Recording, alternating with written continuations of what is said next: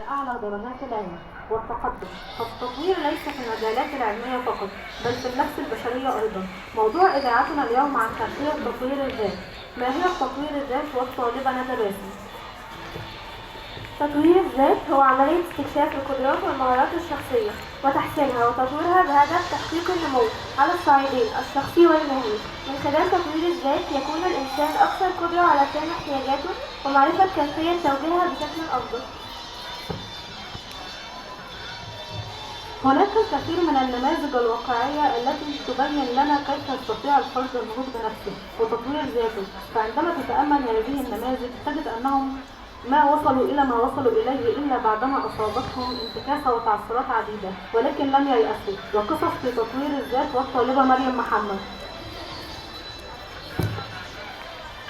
إديسون عندما كان بالمدرسة قال أحد المدرسين لأمه بأن دماغه كالبيضة الفاسدة في إشارة لفشله، فأخرجته أمه من المدرسة وأحضرت له كتب لقراءتها في المنزل، فأخذ يتهمها التهاما حتى استطاع اختراع المصباح الكهربائي بعد أكثر من 700 محاولة، وقيل 1000 محاولة.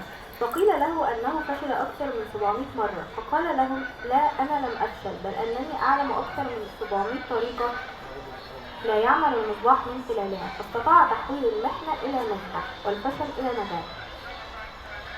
ستيف جوبز مؤسس شركة أبل، ففي حين كان زملائه الجامعيين ينامون على الأسرة الناعمة كان ينام على الأرض، ثم أطلق الشركة التي تبلغ قيمتها السوقية الآن أكثر من 413 مليار دولار. نيلسون مانديلا حاول نيلسون مانديلا القضاء على التميز العنصري في جنوب أفريقيا. التمييز العنصري في جنوب أفريقيا، وبعد أن نجح في ذلك أصبح رئيسا للبلاد وحصل على جائزة نوبل للسلام واستمر في منصبه إلى وفاته.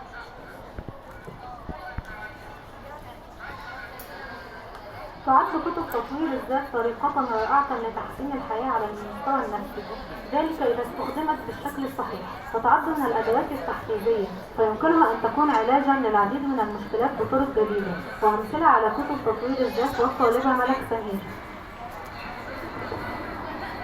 أمثلة كتب تطوير الذات: كتاب تطوير الذات وبناء الشخصية، كتاب إدارة الوقت، كتاب حياتك من الفشل إلى النجاح، كتاب كيف تكسب أصدقاء وتؤثر في الناس، كتاب قوة عقلك الباطن، كتاب فن اللامبالاة. إلى هنا نكون وصلنا إلى نهاية الإذاعة المدرسية ونهاية رحلتنا معكم اليوم.